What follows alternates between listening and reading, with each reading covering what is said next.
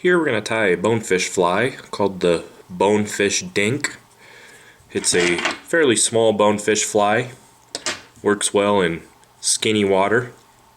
First thing we're going to do is just get our thread started here. Then we're going to place a pair of medium bead chain eyes near the front of the hook. I like to use black bead chain on this fly. I think that's also what the recipe calls for. And I'm just basically X-wrapping, figure eighting around these eyes. Once you've got the eyes secure, you're just going to take your thread all the way back down to the bend of the hook. And for the body, you can use a couple different kinds of material. I like to use a material called ice dub, but you can use cactus chenille, ice chenille. You can use a bunch of different things. I'm going to make a dubbing loop here with my thread. I'm just going to take some pearl ice dubbing, basically a white ice dubbing. You can use some of the other white colors like minnow belly. I think they have an ice dub pearl that has red in it. All those are good choices. I'm basically just going to make a quick dubbing loop.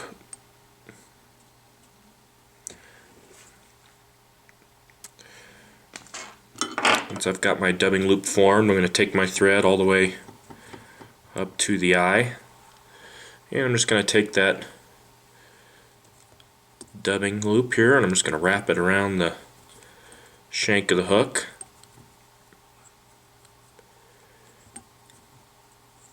Once I get to the eyes, I'm just going to go around them once, then I can capture that dubbing loop. And then you can trim out the excess. Usually there's a little bit of thread left over. You can give it a bit of a haircut too if you have some shaggy fibers sticking out there.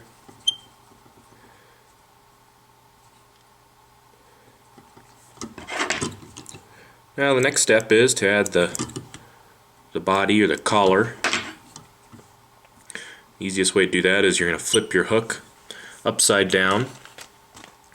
Now with this fly, you always put the lighter color on the bottom of the collar here. For the lighter color, we're going to use some white Arctic fox.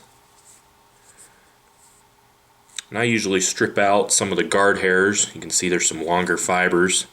I usually just strip those out. What we're looking for is a nice soft under fur of the fox.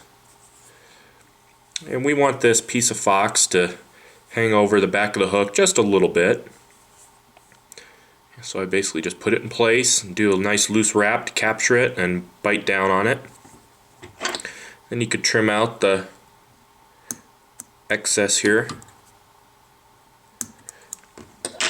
This Arctic fox is a nice supple material, much more supple than a synthetic craft fur. That's why it's used on this fly. Now the next step is to add your hint of color. You can use pink, orange.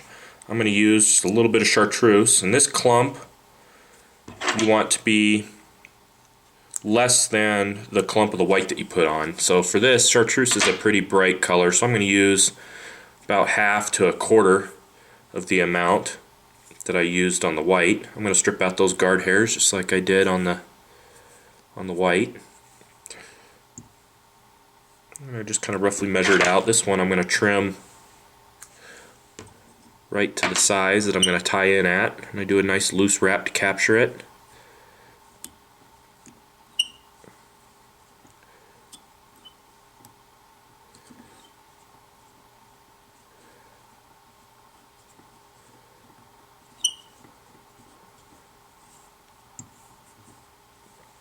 There we go.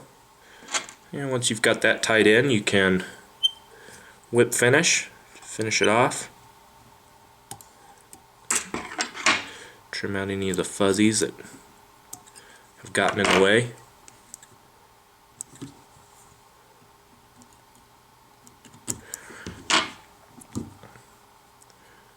I'll put it back here on the vise so you can get a good look at it.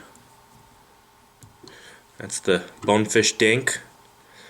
Very effective little fly for picky bonefish. It's used a lot in skinny water.